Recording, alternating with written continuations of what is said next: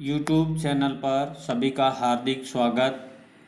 आज अपन अध्ययन करेंगे कक्षा 12 की हिंदी साहित्य की पुस्तक सरयू का पाठ नंबर 4 घना आनंद, और जिसका बिंदु है प्रेम पीर वर्णन। घनानंद रीतिकाल के कवि है। हिंदी साहित्य का तीसरा कालखंड विक्रमी संवत 1700 से विक्रमी संवत 1900 तक की अवधि को रीतिकाल कहा गया है। रीतिकाल में भी 3 तरह की रीति काव्य हैं। उसमें रीतिबद्ध, रीति सिद्ध और रीति मुक्त।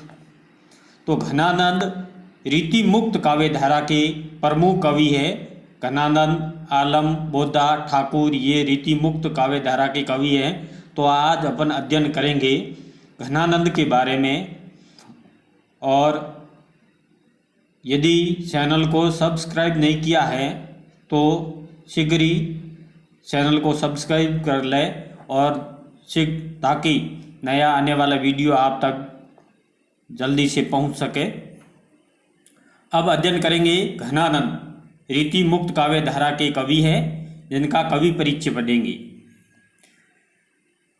घनानंद रीतिकाल के रीति मुक्त सौसंध काव्य धारा के प्रमुख कवि हैं।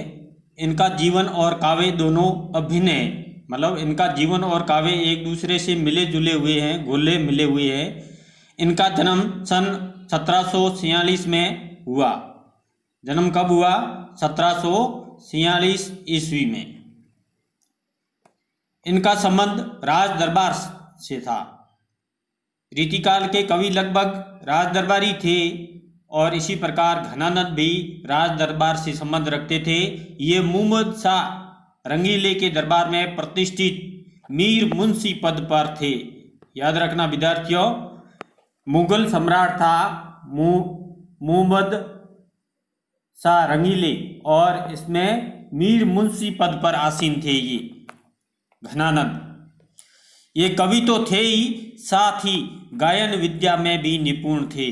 कवि तो थे ही, साथ में गायन कला में भी, गाने की कला में भी ये निपुण थे, दक्ष थे। ये रंगीले के कृपा पात्र थे। मुहम्मद शाह रंगीले जो मुगल सम्राट था, उनके ये विशेष रूप से कृपा पात्र थे। दरबार में सुजान नाम की वेश्या भी थी, जिससे घनानंद प्रेम करते थे। ध्यान देना विद्यार्थियों, मुहम्मद शाह रंगीले के दरबार में सुजान नाम की एक वेश्या रहती थी और जिससे घनानंद प्रेम करते थे। सभी दरबारी घनानंद से ईर्ष्या करते थे। क्यों करते थे? क्योंकि घनानंद मुहम्मद शाह रंगीले का कृपा पात्र था, इसलिए सभी दरबारी घनानंद से ईर्ष्या करते थे। एक दिन बादशाह अर्थात मुहम्मद शाह रंगीले ने घनानंद से गाने के लिए कहा। घनानंद ने असमर्थता प्रकट की, मतलब उन्होंने गाने से मना कर दिया। तब दरबारियों ने कहा सुजान बाई को बुलाया जाए, तब घनानंद गाएंगे। दरबारियों ने क्या सलाह दी रंगीले साहब को कि सुजान बाई जो वेश्या थी उनको बुलाया जाए, तब घनानंद गाएंगे। और दरबार में सुजान को बुलाया गया और सुजान के कहने पर घनानंद ने गाना शुरू कर दिया। घनानंद ने गायन प्रस्तुत किया किंतु सुजान बाई की ओर उन्मुख होकर, अर्थात घनानंद ने गाया तो जरूर, लेकिन सुजान बाई की ओर मुख करके गाना शुरू किया। गायन से बादशाह मंत्र मुग्ध हो गए, किंतु अपना अपमान समझकर उन्होंने घनानंद को देश निकाला दे दिया। गाया तो जरूर था, लेकिन उसके गायन से बादशाह मुहम्मद शाह रंगीले मंत्रमुग्ध हो गए, मोहित हो गए उन पर, किंतु अपना अपमान समझा, क्योंकि घनानंद ने सुजान की तरफ मुंह करके गाया था, बादशाह की तरफ मुंह करके नहीं गया था। इसलिए उन्होंने अपना अपमान समझा और घनानंद को देश से निकाल दिया। घनानंद ने सुजान से साथ चलने के लिए कहा, किंतु सुजान ने मना कर दिया। जब देश निकाला दिया गया घनानंद को, तो सुजान नाम की जो वेश्या थी जिससे घनानंद प्रेम करते थे, उससे कहा कि तुम भी मेरे साथ चलो, लेकिन सुजान ने स्पष्ट मना कर दिया कि मैं तेरे साथ नहीं चलूंगी। इस घटना से व्यथित होकर घनानंद वृंदावन चले गए। इस घटना से मतलब सुजान साथ नहीं चलने और उनको देश निकाला देने पर घनानंद व्यथित हो गए और वृंदावन चले गए और निम्बार्क संप्रदाय में दीक्षित हो गए। याद रखना विद्यार्थियों, घनानंद कौन से संप्रदाय में दीक्षित हुए थे? निम्बार्क संप्रदाय में दीक्षित हो गए। अंत में कहा जाता है कि नादिर शाह के आक्रमण के समय मथुरा में मारे गए, परंतु बाद में शोधों से ये सिद्ध हुआ कि अहमद शाह अब्दाली के द्वितीय आक्रमण के समय ये मथुरा में मारे गए थे। क्यों मारा था? क्योंकि ये मोहम्मद शाह रंगीले का खप्पा पात्र था और तब अहमद शाह अब्दाली के सैनिकों को पता चला, तो ये मीर मुंशी था, इनके पास में धन होगा, इसलिए उनको लूटने का प्रयास किया, लेकिन इन्होंने कहा मेरे पास में कुछ नहीं है और उनकी तरफ रज अर्थात धूल को उछालते हुए उन्होंने कहा धन की मांग की। इन्होंने रज रज करते हुए उनका विरोध किया। राय कृष्णदास ने अपनी ग्रंथावली में लिखा। राय कृष्णदास ने अपनी ग्रंथावली में घनानंद के बारे में क्या लिखा? घनानंद का महाराज नागरीदास से निकटतम संबंध था। किंवदंती है कि घनानंद जयपुर से मथुरा आ गए और वहीं उन्होंने कत्लेआम देखा और कत्लेआम करने वालों से कहा कि मुझे तलवार के घाव बहुत थोड़े थोड़े बहुत देर तक दो। इनको ज्यों ज्यों तलवार के घाव लगाए गए त्यों त्यों वो ब्रिज रज में लौटते रहे। ब्रिज रज मतलब ब्रिज की भूमि में, ब्रिज की रेत में लौटते रहेंगे। ऐसे देह त्याग दिया, ऐसा माना जाता है। राय कृष्णदास ने अपनी ग्रंथावली में घनानंद के बारे में लिखा है। अब है घनानंद की रचनाएं। घनानंद रीति मुक्त कवि थे। उन्होंने बहुत सारी रचनाएं लिखी हैं, जिसके नाम है सुजान सागर, वीरे लीला, कोक सागर, रस केलीवली, कृपा कंद निबंध, घन आनंद कवित, सुजान हित प्रबंध, वियोग कली, इश्क लता, जमुना जस, आनंद घन जू की पदावली, प्रीति पावस एवं सुजान विनोद इनकी प्रसिद्ध रचनाएं हैं। इनको अच्छी तरह से याद कर लेना। घनानंद की रचनाएं कौन कौन सी हैं, परीक्षा में पूछ सकते हैं। घनानंद प्रेम की पीर के कवि थे। पीर अर्थात पीड़ा, प्रेम की पीड़ा के कवि थे। इनके काव्य में वियोग श्रृंगार की ही प्रधानता है। श्रृंगार रस के दो पक्ष हैं, संयोग श्रृंगार और वियोग श्रृंगार, लेकिन घनानंद के काव्य में वियोग श्रृंगार की ही प्रधानता है। आचार्य रामचंद्र शुक्ल ने लिखा, यह भी बहुत महत्वपूर्ण लाइन है। आचार्य रामचंद्र शुक्ल ने क्या लिखा घनानंद के बारे में कि प्रेम मार्ग का ऐसा प्रवीण, धीर पथिक, जवादानी का ऐसा दावा रखने वाला ब्रज भाषा का दूसरा कवि नहीं हुआ।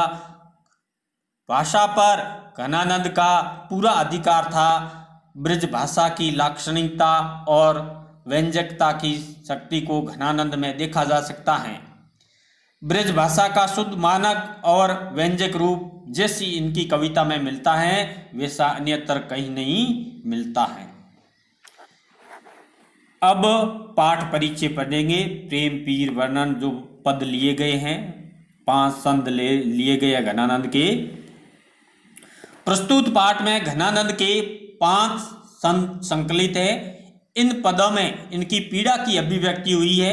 विरह की स्थिति अत्यंत पीड़ादायक होती है, पीड़ाकारक होती है। विरह मतलब इन्होंने श्रृंगार रस के वियोग पक्ष का, विरह पक्ष का ही वर्णन किया है और विरह की स्थिति अत्यंत पीड़ाकारक होती है। और जब प्रिय के दर्शन किसी कारण से दुर्लभ हो जाते हैं तो स्थिति को भी कारुणिक होती है।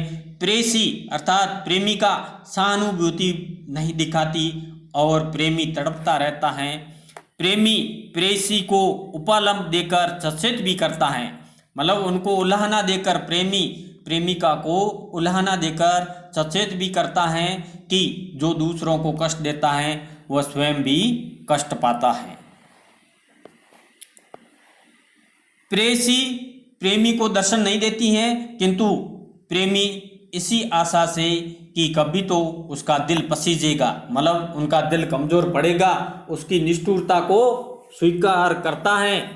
प्रेम का मार्ग सरल नहीं है, घनानंद जी कहते हैं, क्योंकि वो प्रेम की पीड़ा स्वयं भुगत चुके हैं, क्योंकि वो सुजान से प्रेम करते थे और सुजान ने उनके साथ में नहीं चला, उनके प्रेम को नहीं निभाया, उनका वियोग सहना पड़ा।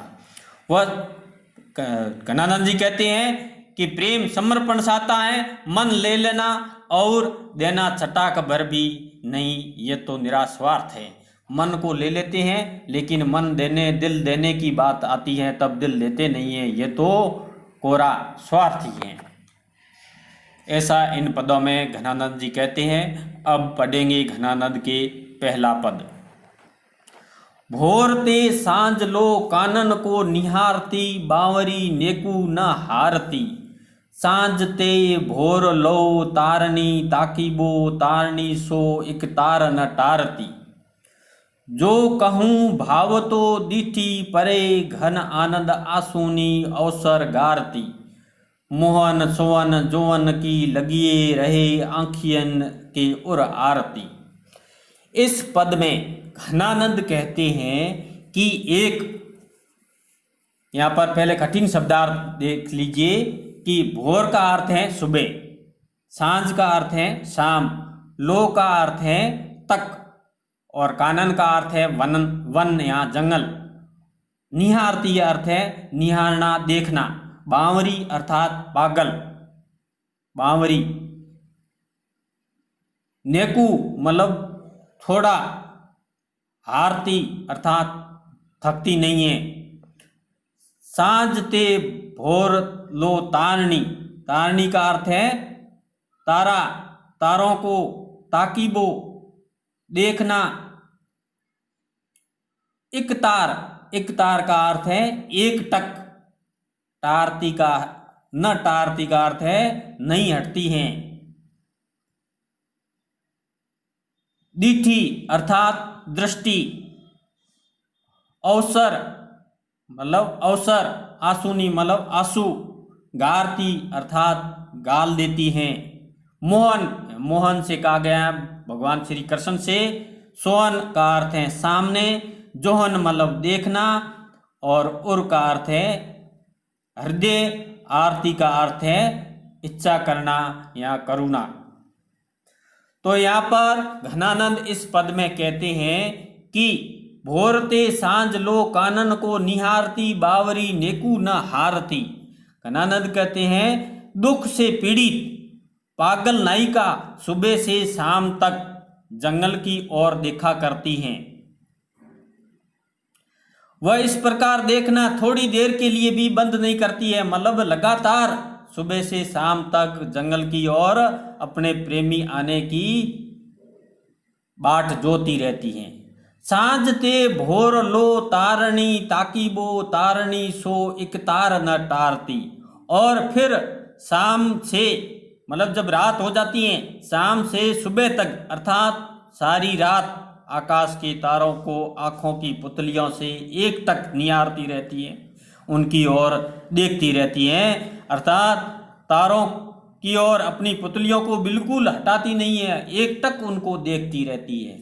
जो कहूँ भाव तो दीठी परे, घन आनंद आसूनी ओसर गारती। यहाँ पर घनानंद कहते हैं यदि कभी उसे अच्छा लगने वाला उनका प्रिय दिखाई न दे तब आंखों में आंसू आने लगते हैं कि प्रिय दर्शन को अवसर को भी खो देती हैं, क्योंकि जब उनको कभी प्रिय दर्शन का मौका मिलता है तो उनकी आंखों में आंसू बहने लगते हैं। जो अवसर उनको मिला है उस अवसर को वो खो देती हैं। मोहन सोहन जोवन की लगिए रहे, आँखीन के उर आरती। इस प्रकार आगे घनानंद कहते हैं कि मन को मोहित करने वाले प्रिय अर्थात कृष्ण को सामने देखने अर्थात साक्षात दर्शन करने की लालसा से उनकी आँखों के हृदय में सदैव लगी रहती हैं। उनको दर्शन करने के लिए आंखें रूपी हृदय में सदैव लगाव बना रहता है, ऐसा इस पद में घनानंद कहते हैं। दूसरा पद, गरल गुमान की गरावनी दशा को पान, करी करी द्योस रैनी प्राण घट घोटीबो, हेत खेत दूरी चूरी चूरी सांस पाव राखी, विष समुदेग बान आगे उर ओटीबो, जान प्यारे जो न मन आने तो आनंद घन, भूली तू न सुमीरी परेखे सख सोटीबो, तिन्हे ये सिराती साती तो ही वेई लगती ताती, तेरे बाटे आयो है अंगारिनी पेई लोटीबो। इस पद के कठिन शब्दार्थ, पहला है गरल, गल का अर्थ है विष जहर, गुमान का अर्थ है घमंड अहंकार, गरावनी का अर्थ है गलाने वाली, दशा का अर्थ है दशा स्थिति अवस्था, पान का अर्थ है पान करना पीना, ध्योस श्रेणी अर्थात दिन रात, घट का अर्थ है शरीर, हेत, हेत का अर्थ है प्रेम, खेत का अर्थ है रण, रणभूमि, पांव राखी, पांव का अर्थ है पैर, विष समुदेग बाण, विष समुदेग बाण का अर्थ है व्याकुलता का विषेला बाण, उर मतलब हृदय, ओटीबो मतलब अड़ाना या सामना करना,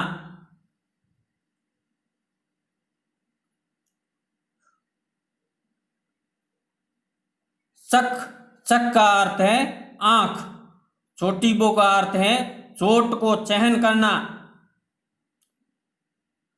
और सिराती का अर्थ है लगती है लगाती है, ताती का अर्थ है ताप, साती का अर्थ है छीना हृदय,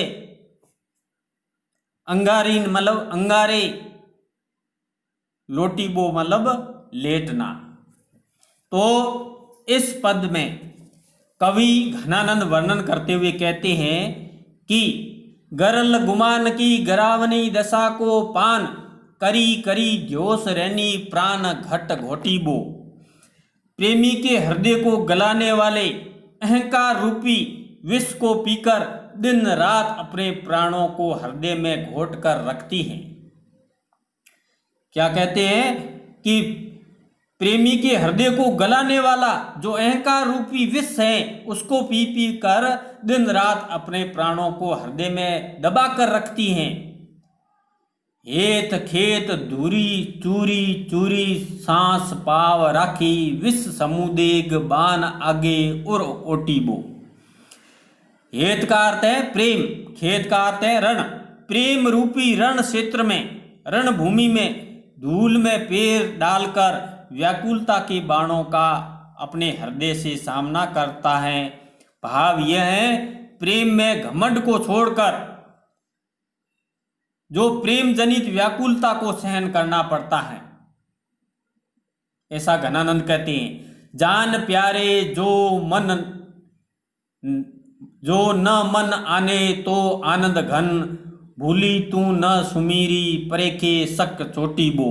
अर्थात प्रेम पात्र यदि ध्यान न दे तो नेत्रों से की गई चोटों को भी पछताना नहीं चाहिए। प्रेम के पात्र के हृदय में भले ही शीतलता का अनुभव हो, ऐसा घनानंद इस पद में कहते हैं। तीने ये सिराती साती तोई वेई लगती ताती। यहाँ पर आगे घनानंद कहते हैं प्रेम के पात्र के हृदय को भले ही शीतलता का अनुभव हो, परंतु प्रेमी को विरह का ताप, ताती अर्थात ताप को सहना पड़ता है। तेरे बाटे आयो है अंगारिनी पे लोटीबो। तेरे बाटे मतलब भाग में क्या आया है, तेरे हिस्से में, तेरे भाग्य में प्रेमी के हिस्से में तो अंगारों पर लेटना अर्थात पीड़ा को सहन करना ही भाग्य में लिखा है। प्रेम का मार्ग में पीड़ा ही पीड़ा है, कष्ट ही कष्ट है, दुख ही दुख है। तीसरा पद,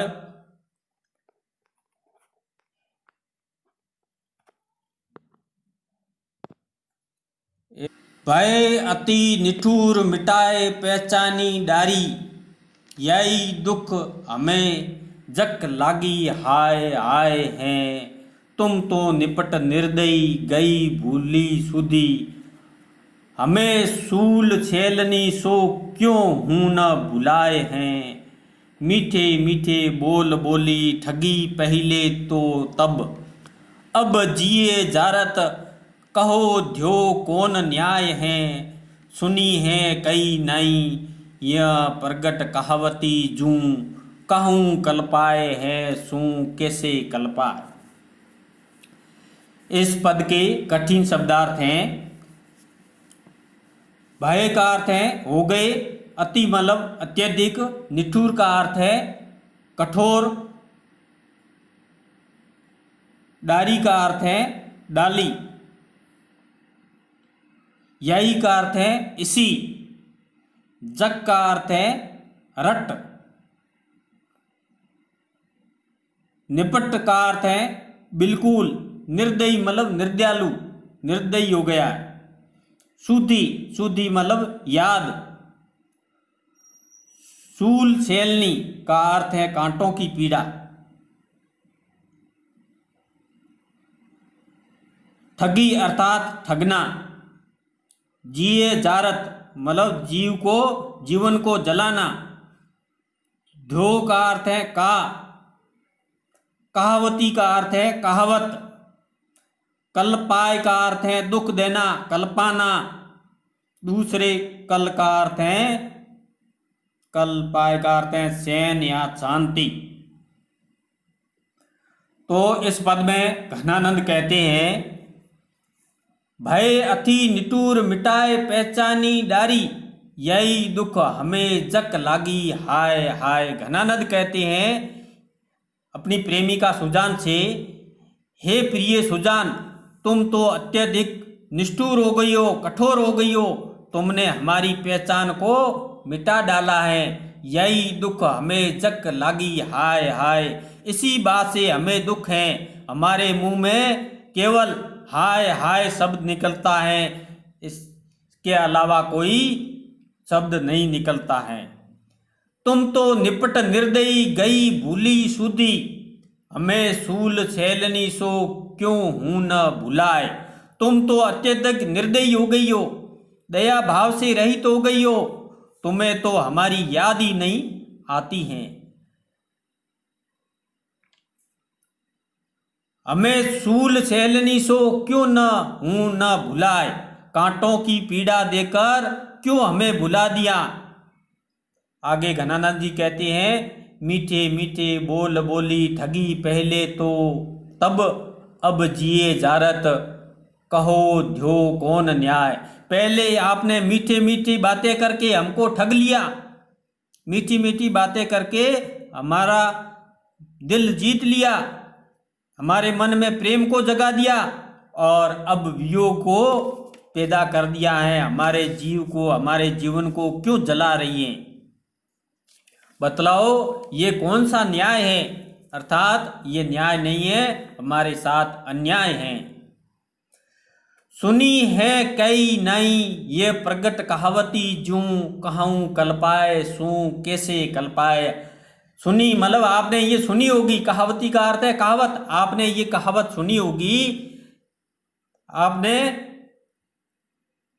ये प्रसिद्ध कहावत सुनी होगी, कहूँ कल्पाए, जो किसी दूसरों को कल्पा कर अर्थात दूसरों को दुख देकर कोई स्वयं किसी प्रकार से सुखी से नहीं रह सकता है, चैन से नहीं रह सकता है, शांति से नहीं रह सकता है। ऐसा घनानंद इस पद के माध्यम से सुजान को कहते हैं।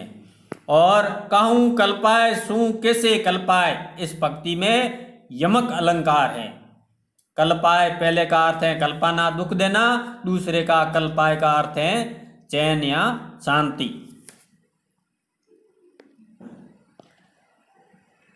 अगला पद, मीत सुजान अनीत करो जिन, हाँ हाँ न हुई जे मोही अमोई, डिठी कहो और कहूँ नहीं ठोर, फिरी दृग रावरे रूप की दोही।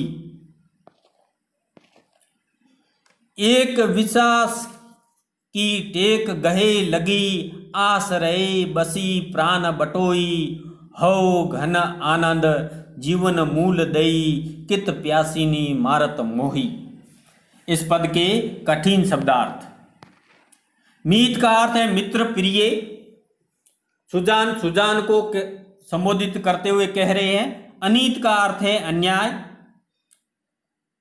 न हुजिए अर्थात हुजिए मतलब मत हो। मोही अर्थात मेरे प्रति, मोही का अर्थ है मोहित करना भी है। अमोही अब क्या हो गए हो, निर्मोही, बिना मोही के हो गए हो। डिठी अर्थात दृष्टि, ठोर अर्थात जगह, दृग नेत्र, रावरे अर्थात आपके, दोही मतलब दुहाई। एक विश्वास, एक विश्वास, विश्वास का अर्थ है विश्वास। गहे, गहे का अर्थ है सहारे। प्राण बटोई अर्थात प्राण रूपी पथिक, बटोई कहते हैं पथिक को। प्राण का अर्थ है प्राण, प्राण रूपी पथिक। जीवन मूल अर्थात जीवन का आधार। कित प्यासीन, प्यासीन का अर्थ है प्यासा। मारत मतलब मारते हो, मोई मतलब मेरे को। तो इस पद में घनानंद कहते हैं अपनी प्रेमिका सुजान से कि हे मीत सुजान अनीत करो जिन, हा हा न हुईजे मोही अमोई। हे प्रिय सुजान, तुम इतना अन्याय मत करो, मेरे प्रति तुम निर्मोही मत बनो। पहले तो तुमने मुझे अपने प्रति मोहित किया, अपनी ओर आकर्षित किया, और अब तुम निर्मोही बन गए हो, कठोर बन गए हो। ऐसा मत करो। डीठी को और कहूँ नहीं ठोर, फिरी दृग रावरे रूप की दोही। मेरी दृष्टि, डीठी का अर्थ है दृष्टि, मेरी दृष्टि के लिए और कोई जगह नहीं है, कोई स्थान नहीं है। मेरी दृष्टि में बस तुम ही समाये हुए हो, तुम्हारे अलावा कोई नहीं है। मेरी आंखों में तुम्हारा रूप ही बसा हुआ है। एक विश्वास की टेक गहे लगी, आस रे बसी प्राण बटोई। प्राण बटोई अर्थात प्राण रूपी पथिक के रूप में घनानंद कहते हैं मेरे प्राण रूपी पथिक इसी विश्वास के सहारे अभी शरीर में विराजमान हैं कि तुम निराश नहीं करोगी, अर्थात मेरे को विश्वास दोगी। इसी विश्वास के साथ में मेरे प्राण शरीर में अभी तक टिके हुए हैं। आगे, हौ घन आनंद जीवन मूल दई, कित प्यासी ने मारत मोही। घनानंद कहते हैं कि तुम ही मेरे जीवन के आधार हो, तुम सब कुछ हो मेरे जीवन के। तुम मेरे को प्यासे के तरह क्यों प्यासे मारे हो, अर्थात मुझे अपने दर्शन दो। अंतिम पद, अति सुदो सने को मार्ग है, जहाँ नेकू सयानप बांक नहीं, तहाँ सांचे चले तजी आपन पो, जिजके कपटी जे निशाक नहीं। घन आदद प्यारे सुजान सुनो, यहाँ एक ते दूसरो आंक नहीं। तुम कौन ध्यो पाटी पड़े हो कहो, मन लेहू पे देहू चटाक नहीं। कठिन शब्दार्थ। अति मतलब अत्यधिक, शुद्ध अर्थात सीधा, स्नेह अर्थात प्रेम का, मार्ग मतलब मार्ग। जहाँ नेकू, नेकू का अर्थ है तनिक भी, सियानप का अर्थ है चालाकी, बांक मतलब शेष, ता छाछे सले तजी, तजी मतलब छोड़ना, आपन पो मतलब अहंकार घमंड, झिझके मतलब झिझकना नहीं, झिझकना, कपटी मतलब जो कपटी होते हैं वो झिझकते हैं, निस्संक का अर्थ है शंका रहित, आंक, आंक का अर्थ है अंक, तुम कौन ध्यो, ध्यो का अर्थ है सी, पाटी अर्थात कौन सी शिक्षा प्राप्त की है, चटाक मतलब बहुत कम। इस पद के माध्यम से घनानंद सुजान को संबोधित करते हुए कहते हैं कि अति सुदो सने को मार्ग जहां नेकू श्यानप बाक नहीं, कि प्रेम का मार्ग तो अत्यधिक सीधा है जिसमें चालाकी का कोई काम नहीं है, चालाकी का कोई स्थान नहीं है। उस प्रेम के मार्ग पर वही चल सकता है, प्रेम का वही निर्वाह कर सकता है, ता साचे सले तजी अपन पो, वहां पर सच्चा जो होता है, सच्चा प्रेमी होता है वही चल सकता है, और तजी मतलब छोड़ दे, त्याग दे, अपन पो जो अपना अहंकार घमंड कपट वगैरह ये सब छोड़ दे, इनका कोई स्थान नहीं है प्रेम के मार्ग में। जो कपट भाव रखते हैं, सली है, ऐसा निशांक अर्थात विनाशक के यहाँ पर प्रेम के मार्ग चलते हैं, वही प्रेम के मार्ग पर चल सकते हैं। घन आनंद प्यारे सुजान सुनो, यहाँ एक ते दूसरो आंक नहीं। घनानंद कहते हैं कि हे प्रिय सुजान सुनिए, मेरे हृदय में तुम्हारे प्रति ही प्रेम है, इसके अलावा कोई दूसरे को स्थान नहीं है, मेरे हृदय में एक निष्ठ प्रेम से भरा हुआ है, अन्य किसी का कोई स्थान नहीं है, कोई भाव नहीं है। और तुम्हारा भाव तो, तुम्हारा आचरण तो इसके खिलाफ है, विपरीत है। तुम कौन जो पाटी पढ़े हो, पाटी अर्थात तुमने ऐसी कौन सी शिक्षा पढ़ी है, ऐसी कौन सी पट्टी पढ़ी है, ऐसी कौन सी शिक्षा प्राप्त करती की है, मन लेहू पे देहू चटाक नहीं, आपने मेरे मन को ले लिया, मेरे दिल को ले लिया, लेकिन दिल देने की बात आती है तो चटाक मतलब नाम मात्र का नहीं दे रही हो आप, दिल तो बहुत सारों का ले लेते हो लेकिन देने का नाम मात्र नहीं है। इस प्रकार घनानंद अपनी प्रेमिका सुजान को इस पद के माध्यम से कहते हैं। अब है कठिन शब्दार्थ, इनको देख लेना। प्रश्न, वस्तुनिष्ठ प्रश्न। कित प्यासी मारत मोई, पंक्ति का भाव क्या है? क्यों प्यासा मारते हो? क्यों मुझसे दूर रहते हो? क्यों निर्मोही बने हो? दर्शनों से वंचित क्यों किए हो? तो इसका अर्थ है दर्शनों से वंचित क्यों किए हो, इसका उत्तर घ है। ठीक है। प्रेम मार्ग किनके लिए कठिन है? कपटियों के लिए, सरल व्यक्तियों के लिए, भक्तों के लिए, सन्यासियों के लिए। प्रेम का मार्ग कपटियों के लिए कठिन है। घनानंद अति लघु उत्तरात्मक प्रश्न है। घनानंद किस बादशाह के मीर मुंशी थे? घनानंद मुगल बादशाह मुहम्मद शाह रंगीले के मीर मुंशी थे। प्रेम मार्ग पर कौन सुगमता से चल सकता है? प्रेम के मार्ग पर वही सुगमता से चल सकता है जिसके पास कोई चालाकी नहीं है, अहंकार नहीं है, जिसका हृदय कपट से रहित है, वही सुगमता से चल सकता है। घनानंद की दो रचनाओं के नाम। घनानंद की रचनाएं बहुत सारी हैं, उनमें से सुजान सागर है, विरह लीला है, सुजान विनोद है, इश्क लता है। इस प्रकार कोई भी दो रचनाओं के नाम लिख लेने हैं। प्रेम की पीर के सिद्ध हस्त कवि कौन है? प्रेम की पीर के सिद्ध हस्त कवि घनानंद है। 5वां प्रश्न, भोरते सांझ कानन और निहारती, विरही की वन की ओर निहारने का क्या कारण है? क्योंकि विरहिणी अपने प्रेमी